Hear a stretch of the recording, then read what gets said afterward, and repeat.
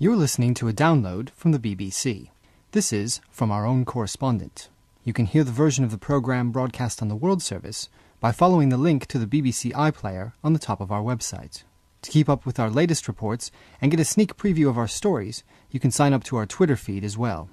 But now, presenting the BBC Radio 4 edition, here's Kate Adie. Today, fear amid the mud in southern Sudan. Hundreds of thousands flee their homes after finding themselves on the wrong side of a border.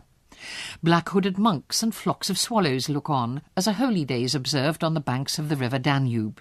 In Cairo, there's unease in the wake of the storming of the Israeli embassy there. And we find out how a remote community on the edge of the Atlantic coped with the unexpected arrival of 38 jumbo jets. The rains are pouring down in Sudan, and there is concern about a new outbreak of fighting there, in South Kordofan state, not far from the border with the newly independent South. Many of the tribesmen in the remote Nuba Mountains supported the South in its long battle for secession from the capital Khartoum. But now they find themselves living on the wrong side, the northern side of the new borderline. And Julie Flint's been hearing they're worried that when the rainy season comes to an end in a few weeks' time, they will once again come under attack by government forces. It was not perhaps the most complimentary of greetings. "Julie Flint," the man exclaimed, waving at me from the other side of an ocean of mud. "Are you still alive?" Well, yes, I am, 20 years after I first visited the Nuba Mountains, but it has to be said, a little the worse for wear after 2 weeks of walking through mud. The kind of mud that stops your car as surely as a minefield, and that sucks your shoes off your feet when you attempt to walk. I've been to the Nuba Mountains twice in the last 8 months. On the first occasion, it took just over an hour to reach Kadugli, the capital of the state, from the airstrip where I flew in. On the second, it took 4 days, and that was only as far as a mountain overlooking the town. One of the reasons was mud. The other was war, which forced a long detour to avoid the government forces defending the state capital.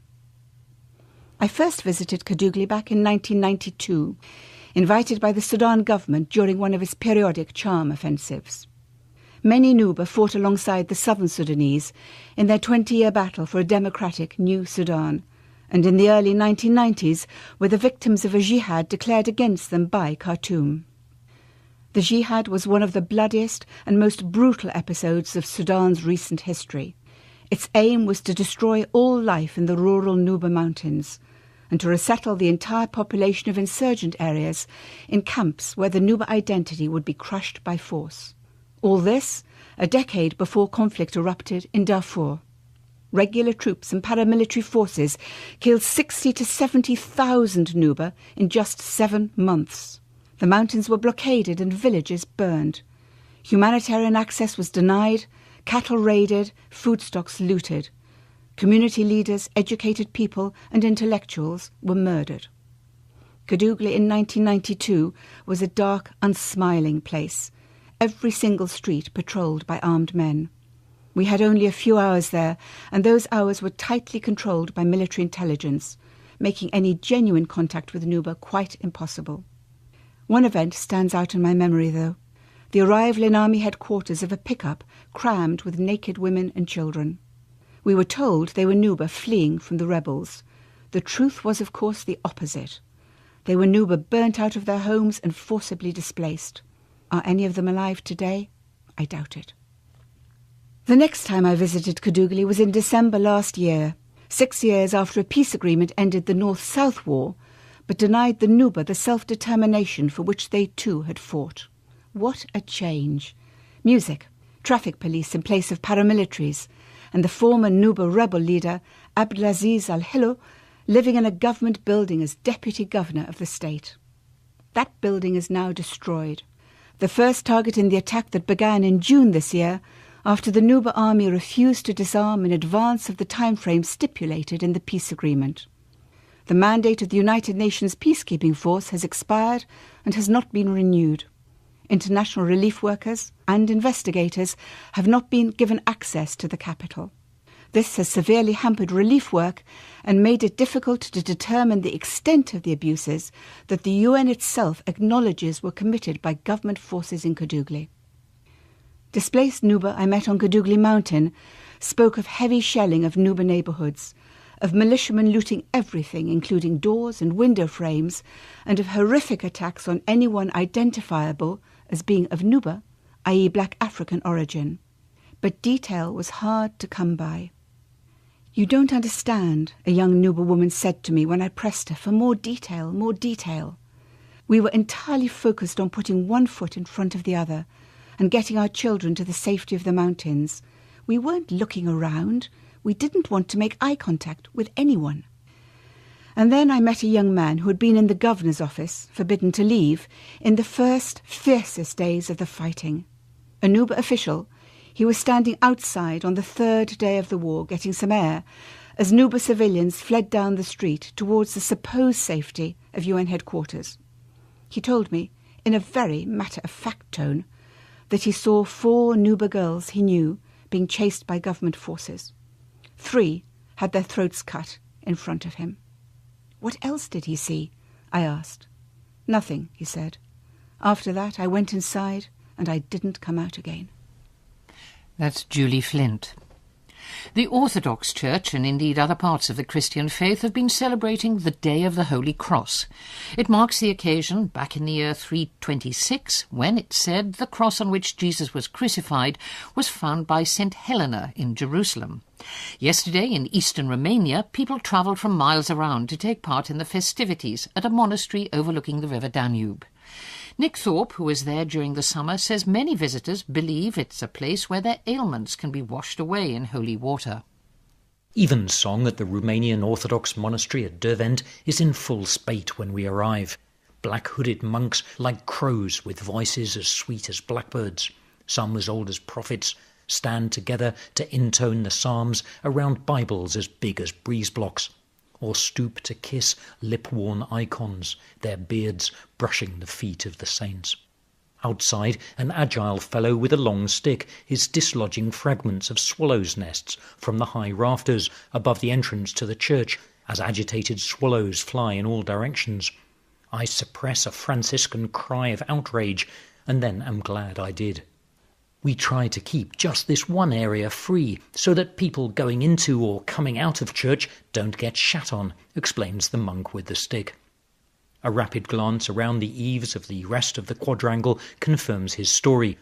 The monastery is a city of swallows, their undisturbed nests packed into every conceivable space, and the birds swarm like biblical locusts. In fact, there are so many swallows, one might be excused for thinking that the monks themselves are just rare seasonal visitors. Afterwards, in the garden, as a full moon rides through the trees, the priest, Father Atal, opens his heart to me. I like the autumn the best, he confesses, the changing colours of the forest from raw green to dark brown. But it's the Danube which keeps him here. His first memory of the river is when his father threw him into it to teach him to swim at the age of 5 or 6, he says. He's been swimming in it ever since, mostly upstream, against the flow of a world with little time for faith or those who profess it. I never planned to become a priest.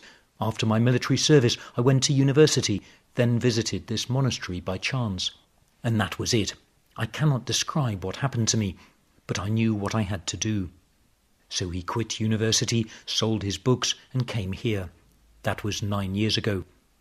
The monastery itself is young by Romanian standards, built in 1936, and was closed throughout the communist period, when it functioned as the offices of the local agricultural cooperative. But the ancient crosses which draw the crowds in September, and which led to the establishment of the monastery in the first place, were carefully preserved.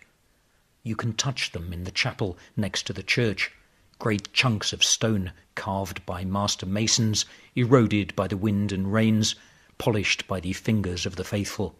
After a night in a simple but comfortable room in the guest quarters, even warm water in the bathroom at the end of the corridor, I walk down to the holy spring. The view across the river is spectacular, a bright ribbon wrapped around the forested island of Pacul de Soare. It's too early even for pilgrims. Only the snails are up before me, leaving silver trails in the dust. And with no one around, I remove my trousers and bathe my knee, an old football injury, in the freezing waters of the spring. People come here with their needs, and occasionally, when I need some time to myself, I go across to the island, Father Atal told me the previous evening, and there I pray and swim and enter into communion with the river. After the early morning service, we say our farewells, and I go in search of a boat. The ruins on the island are overgrown, but give a sense of the strategic importance the island once held. A Roman fortress was established here in the 1st century, together with a large church. The island became a major military, trade and religious centre, with its own mint and shipyard for naval vessels. The ruins lead down and disappear beneath the green waters of the fast-flowing Danube. When the river level was especially low, they found scaffolding in the riverbed, once used to lift ships for repairs. Among the pleasures for me of travelling up this river are the sudden flashes of inspiration of previous inhabitants, planted along the bank like clues to guide future visitors. Among the items in the museum at Kalarash is a wooden crucifix found on this island, with the waves of the Danube clearly visible on the back. Often when I see people swimming in the Danube, I realise they do not know how to use it, Father Atal told me. How to use the currents to get to the shore. Likewise in life, some people do not know how to use whatever God gives them, how to live life to the highest intensity. Nick Thorpe. There have been appeals for calm in Egypt after last week's mob attack on the Israeli embassy in Cairo. A security wall was breached, the Israeli flag was torn down, and embassy papers were thrown from upstairs balconies. The Israeli ambassador, who left the country after the incident, said yesterday he never believed that anti-Israeli protests in Cairo could reach such a pitch. He said he planned to return to the Egyptian capital as soon as his security and that of his staff could be assured. Relations between the two Middle Eastern neighbours have deteriorated sharply since the overthrow earlier this year of the Egyptian President Hosni Mubarak. Thomas Dinham is in Cairo, where the atmosphere, he says, is still tense. Suspicion is a feature of everyday life in Egypt, and a fondness of conspiracy theories is as much a part of the landscape here as the constant traffic jams and their accompanying symphony of blaring car horns. With the democratic certainties that greeted the immediate aftermath of January's revolution having faded, however, the climate of mistrust and unease about the hard-won gains of the revolution is becoming increasingly palpable. As disquiet sets in, so does the fear of foul play, backroom deals, and, increasingly, malign foreign influences. I noticed this tendency towards cynicism whilst enjoying some of the incredible food on offer in Cairo. The streets are dotted with makeshift, roadside restaurants where in the mornings you can pick up a veritable feast of quintessential Egyptian dishes that, thanks to a weak Egyptian pound, will only cost you around 50p. As dishes of seasoned eggplant, heavily spiced beans, salad, fermented cheese, chips, tarmeya, and gorgeous whole-grain Egyptian bread were laid out before me, I realised I was beginning to attract attention, and not just because of my appetite. A group of old men slurping tea mixed with incredible quantities of sugar was studying me, and, with obvious difficulty, trying to explain my incongruous appearance in the neighbourhood. Eventually, one of the men struck up a conversation with me, revolving primarily around what exactly I was doing in Egypt at a time when most foreigners had left. I found my answers met with furrowed brows and clearly dissatisfied shakes of the head, when suddenly, raising his hand in front of his mouth in a conspiratorial gesture, one man shot, "I bet he's from Israel," into the ear of his friend so quickly as to be barely discernible. I was shocked. In nearly 6 months of living in Syria, where orchestrated hysteria about Israel is integral to the very identity of the state, I had never heard the accusations surreptitiously levelled against me. Neither am I from Israel, nor am I Jewish. But as someone of unmistakably European appearance, I have found myself constantly associated with Israel in Egyptian eyes. Israel is just one of a panoply of worries that exercise Egypt's cafe-bound conspiracy theorists. The standard fare of political gossip tends to revolve around the trial of Mubarak, internal corruption, and the causes behind the dire economic woes Egypt is currently experiencing. A prosecuting lawyer at Mubarak's trial even introduced the novel idea that the ex-president had died years ago, and that the man on trial was none other than an imposter. With such stiff competition, I would hazard a guess that Israel struggles to make it into the top 5 political issues discussed in Egypt. Even then, Israel is probably just pipped to the post by concern over the rising power of Shia Iran in the region, something apparently worrying many in this overwhelmingly Sunni country. A concern fueled by a constant stream of stridently sectarian rhetoric broadcast from Saudi Arabia. In the Byzantine politics of the region, hearing strident opposition to Israel and its greatest regional foe from the same person, almost in the same breath, is commonplace. Nevertheless, a strong and sometimes violent dislike of Israel is a fact of Egyptian life, something I was unfortunate enough to discover one day after a cross-border raid by Israel killed several Egyptian security personnel. The Israelis had been chasing a group of gunmen who'd attacked an Israeli bus close to the border between the two countries. Whilst walking in the street, someone pushed me from behind with such force that I nearly fell over. Turning around, I found myself surrounded by 5 men, one of whom tried to punch me in the face. I quickly stopped the attack by pointing out how shameful it was for a Muslim to assault a guest in his country, especially during Ramadan. Relieved that a seemingly random assault was over, I was appalled by the apology offered me by one of my assailants. "Sorry," he said contritely, offering his hand. "We thought you were a Jew." In this climate of unease, last Friday's assault on the Israeli embassy in Cairo comes as little surprise, being just one of a host of civil disturbances that litter the time past since January's revolution. Egypt's conspiracists are already discovering nefarious machinations behind this latest development, and, with so many twists and turns since the revolution, this time, they might just be right. Thomas Dinham in Cairo. There have been dire warnings this week from various parts of Europe about the continent's deepening debt crisis. Poland's finance minister said if the Eurozone collapsed, the European Union itself could follow suit. The president of the European Commission, José Manuel Barroso, describes it as the biggest crisis in a generation. A fight is on, he reckons, for our economic and political future.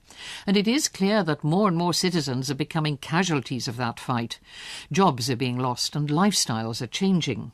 Paul Henley's been observing the changes on a series of reporting assignments and argues now that increasingly Europe is becoming a continent of extremes.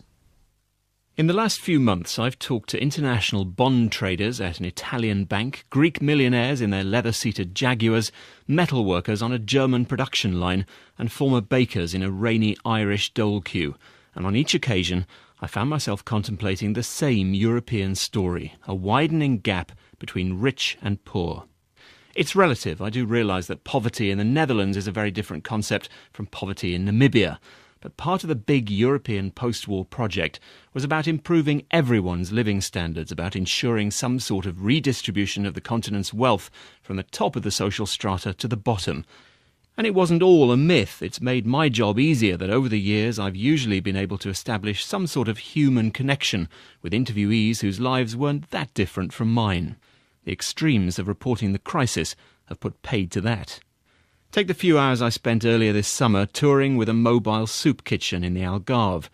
We visited an unemployed immigrant with chronic lung problems who lived in an abandoned shipping container in a field. I took photos of where he slept under a tattered picture of the Virgin Mary, and I asked him some mundane questions. He cried quietly and accepted the €20 note I gave him to assuage my own embarrassment. 5 minutes drive away, but on what might as well have been a different planet, I had Diet Cokes in the clubhouse of the Val de Lobo resort with a self-assured British couple in their 40s who looked fresh from the spa treatment room. Their chain of hairdressing businesses allowed them to spend half the year in a vast modernist villa overlooking golf fairways and palm trees. Of course, in those European countries like Portugal and Greece, where national economies are so famously messed up, you expect grand inequalities, even if the number of people quietly slipping out of middle-class mortgaged comfort into desperation still has the power to shock. But in Germany, widespread poverty comes as more of a surprise. It was the great hope, the land of industrial miracle where factory workers drove Mercs. Unemployment there is falling.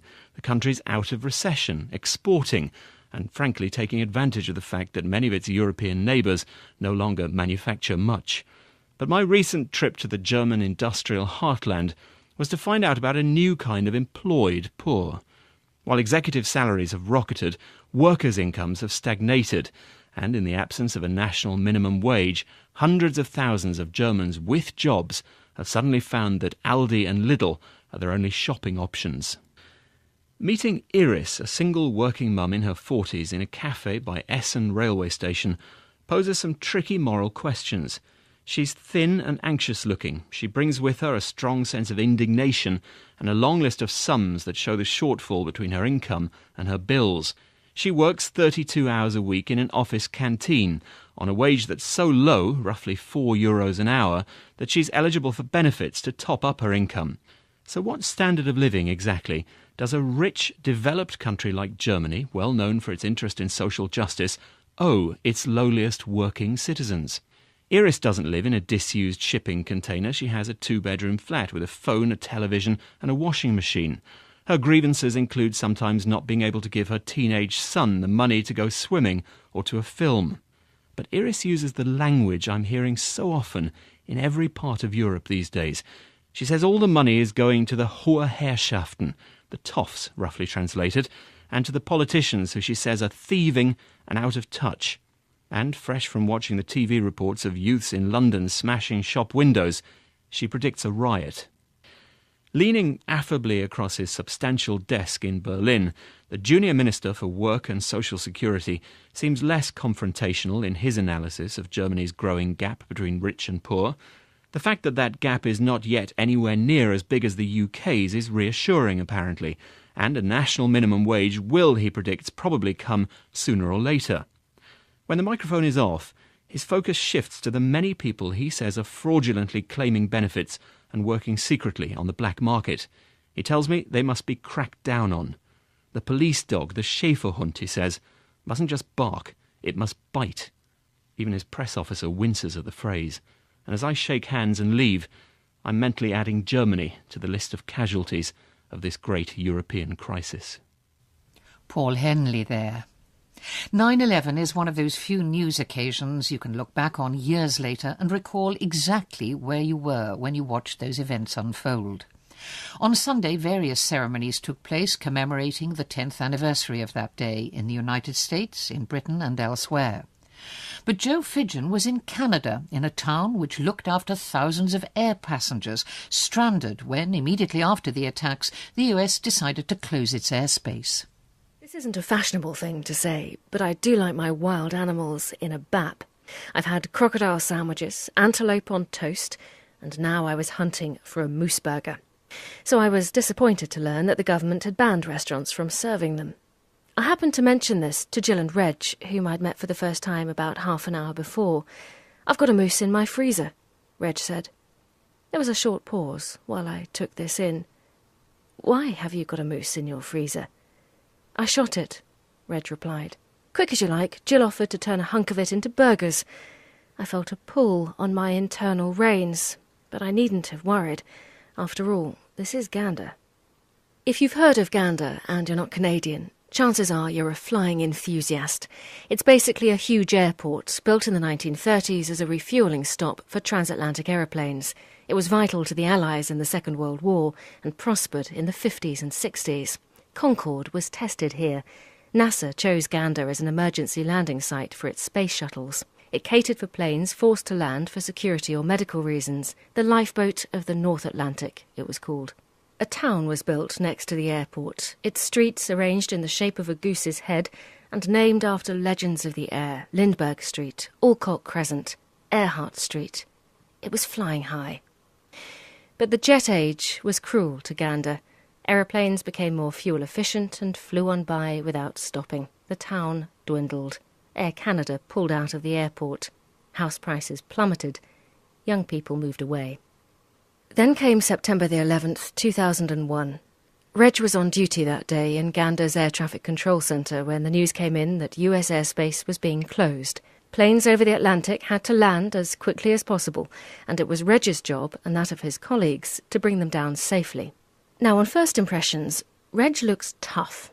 Someone you might think could throttle a moose with his bare hands, the kind of man you'd trust to juggle 10 times the normal number of aeroplanes, the sort who didn't argue with the pilot of one transatlantic plane who was refusing to land. He just told him he was going to get himself and his very important passengers shot down. But talk for a quarter of an hour, and he seems to soften round the edges. I ask him what he did when all 38 unexpected jumbo jets were safely parked on Gander's runway with nearly 7,000 people on board. "I went to the kitchen," he says. "You were hungry?" "No, but the passengers were." In the days I've been here, I haven't met anyone who's met anyone who didn't do something to help the stranded visitors. The guy dropping a load of firewood at Reg's house had persuaded one of the big food stores to empty its warehouse. He went on to do a stint running the catering at Ground Zero. A college principal opened up the school's 30 phone lines for the plain people to call home. His phone bill, normally 2 pages long, ran to more than 60 that week. He wouldn't accept any money for the calls. One woman laughed as she told me she'd offered her car to 2 women from New Jersey. I showed them where I'd parked it and said they'd find the keys on the seat. Their jaws just dropped. But I told them I wasn't concerned. I mean, where could they take it? This is an island. Tom was in the US Navy for several years and doesn't scare easily. But when one of the townspeople invited him to stay rather than camp on a hard floor, he said no initially. What do they want from me? He wondered. Are they going to rob me? When he'd been in Gander a few hours, it occurred to him that there was no ulterior motive, and he gratefully accepted. I'd heard all about these acts of uncommon generosity and thought it read like a Hollywood script with Tom Hanks playing the local mayor and maybe James Gandolfini as the hard-bitten New Yorker who has his faith in humanity restored. But here I was, eating a spiced moose burger with my newfound friends Reg and Jill, clinking glasses chilled with cubes of iceberg, and thinking that, over the last 10 years especially, it's become commonplace to fear each other and that we're missing out. After lunch, I swung by the airport. There was not a plane in sight. The arrival and departure lounges were empty. And I felt a twinge of sadness that the world is flying on past again without dropping in. But Gander is still here, waiting to take care of any plane which finds itself in difficulty in the North Atlantic, and offering a personal lifeboat service to anyone who passes by. And that's Joe Fidgen in Gander, a town which still cares despite being stranded by the jet age. We're out of time too. Back on Saturday morning at 11:30. I hope you'll join us then. Goodbye. The holy days observed on the banks of the river Danube. In Cairo there's unease in the wake of the storming of the Israeli embassy there. And we find out how a remote community on the edge of the Atlantic coped with the unexpected arrival of 38 jumbo jets. The rains are pouring down in Sudan, and there is concern about a new outbreak of fighting there, in South Kordofan state, not far from the border with the newly independent South. Many of the tribesmen in the remote Nuba Mountains supported the South in its long battle for secession from the capital. You're listening to a download from the BBC. This is From Our Own Correspondent. You can hear the version of the programme broadcast on the World Service by following the link to the BBC iPlayer on the top of our website. To keep up with our latest reports and get a sneak preview of our stories, you can sign up to our Twitter feed as well. But now, presenting the BBC Radio 4 edition, here's Kate Adie. Today, fear amid the mud in southern Sudan. Hundreds of thousands flee their homes after finding themselves on the wrong side of a border. Black-hooded monks and flocks of swallows look on as